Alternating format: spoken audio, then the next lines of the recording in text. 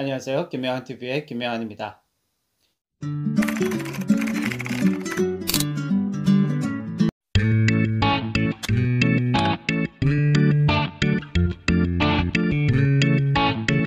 책을 쉽게, 재미있게 잘 쓸 수 있는 비결, 그 키워드 5가지를 알려드리겠습니다. 자, 책을 쉽게 또 재미있게 잘 쓸 수 있는 비결, 첫 번째 비결, 바로 첫 번째 키워드는 주제입니다. 주제. 즉, 주제를 명확히 하는 것입니다. 주제를 명확히 하면 책을 쓰는 게 훨씬 더 쉬워집니다. 똑같은 실력을 가지고도 훨씬 더 책을 잘 쓸 수 있단 말이죠. 네. 자, 두 번째 키워드. 바로 독자입니다. 독자. 독자를 구체적으로 선정을 하면 책을 쓰는 게 훨씬 더 재미있어지고 흥미진진해지고 긴박감을 느낄 수 있게 책을 쓸 수 있게 됩니다. 세 번째 키워드. 바로 순서입니다. 순서. 책을 쓸 때 책 쓰기에서 가장 중요한 것 중에 하나가 책 쓰기에도 순서가 있다는 것이죠. 책 쓰기에도 지켜야 할 순서를 지키면 책을 쓰는 것이 훨씬 더 쉬워집니다. 식스 시그마를 제가 삼성전자 다닐 때 배우고 식스 시그마 전문가로 활동을 했는데요. 식스 시그마의 어떤 가장 중요한 거는 처음에 시작할 때 시간이 많이 걸리더라도 모든 프로젝트의 처음부터 끝까지 그것을 구상을 하고 전략을 세우는 시간을 많이 가지는 겁니다. 그러면 갈수록 프로젝트에 걸리는 시간이 적어지죠. 하지만 처음부터 급하게 빨리빨리 시작을 하게 되면 처음에는 진도가 빨리 나가는 것 같은데 갈수록 시간이 많이 걸리고 중간에 중도에 프로젝트를 포기하는 경우가 있습니다. 그래서 책 쓰기도 마찬가지입니다. 책 쓰기의 순서가 뭘까요?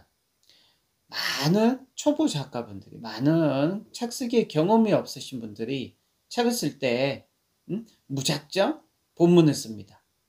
절대 그렇게 해서는 안 됩니다. 책을 쓰실 때 반드시 구상을 먼저 하셔야 되고요. 전체적인 구상을 해서 주제와 컨셉을 잡은 다음에 그 다음에 구성을 하셔야 됩니다.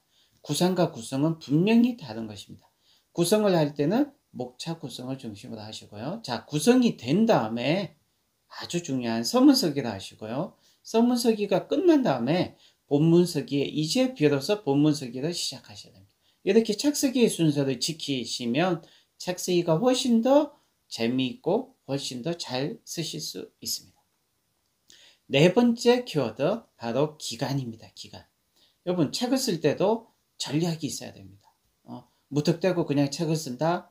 그러면 책 쓰기에 끌려다니게 되죠. 하지만 책 쓰기를 끌고 갈 수 있어야 되고 책을 리드할 수 있어야 됩니다. 자, 본문 집필은 질로 쓰는 게 아니라 양으로 써야 됩니다. 본문 집필은 질이 중요한 게 아니라 양이 중요하고요. 또 양보다 더 중요한 거는 기간입니다.